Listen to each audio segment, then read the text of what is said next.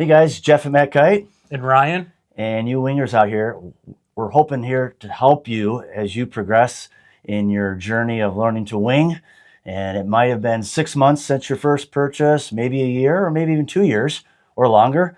But we're hoping here to help you as you begin to add to your equipment or upgrade. What is the best bang for the dollar? Maybe some of you have already bought another wing, and you still have your board, your board and your foil that you first purchased and learned on. Ryan, what would be the next purchase? So next step, you spent a lot of time on the water with your first setup. Probably got a second wing at this point. If you don't, I would look there 1st. Typically, you've already got a second, maybe even a third wing if you're really getting out there and trying to spend a lot of time on the water. Next purchase, you're looking at the foil. You've got board or foil. Next one, I would go for the foil. Reason being there is by downsizing your foil, upgrading that foil, you're going to get a lot more performance on the water. And at this point, you're out there, you're proficient, you're riding long distances, you're able to jibe typically, or at least you're starting your jibes, and a higher performance foil. For one, you're going to be ready for it because you've got those skills built up, and you're going to be able to add to that on this higher performance gear. The other point is it's going to make it easier to jibe. Big time. Big time. I think the foil is where the excitement of foiling really takes off. Yes. You know, you buy your initial foil to be able to get up at a slower speed, have that stability, to progress, not falling in the water all the time, be able to ride longer distances. The foil, though, as you drop down, as we're saying, is a very important step, is going to unleash a lot of your learning curve. Yes. We have a lot of our customers who struggle with being able to do a jive. They're still maybe falling or having to touch down when they turn. A lot of that is because of the foil. So going to a smaller foil is really going to unleash that glide and that speed, and it's your performance and progression is really going to improve in that. We do ask, though, you got to be patient. You know, obviously, when you do change a piece of equipment, we always say to try to change one piece at a time to take out the variables. Yep. And when you go to your foil, you're typically not only going to go to a smaller foil, but you're going to go up in aspect ratio to a mid aspect ratio foil. Yep. So like you said, Jeff, you're going to be getting your performance and speed is what you're going to notice increase the most. Obviously, you don't want to start with a foil that you're going to have to ride super fast to learn. You want to learn at slower speeds. It's a little easier to pick it up and learn that way. And at this point, you might be looking to ride some swell, and that's obviously something that's accomplished better with a foil that's going to have more glide, a little bit smaller, maybe doesn't have quite as wide a wingspan. It's able to carve a little bit better. So a lot of benefits to downsizing your foil and going with a smaller foil, a little higher aspect ratio when you're ready, when you're to that point when you're ready.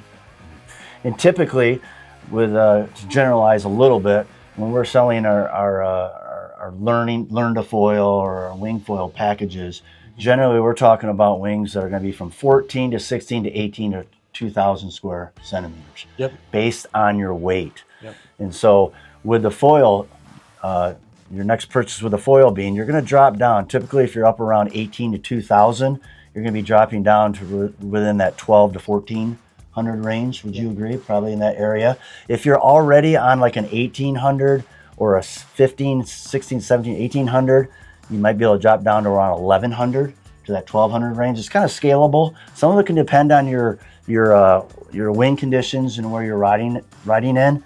But don't be afraid to drop down at least 200, 300, or 400 square centimeters in your foil, because you're ready. I mean, you've been up and riding, spending time on your board and your different wings. By this point, you probably have more than one wing to get you out and riding. And so the foil is really going to unleash that freedom.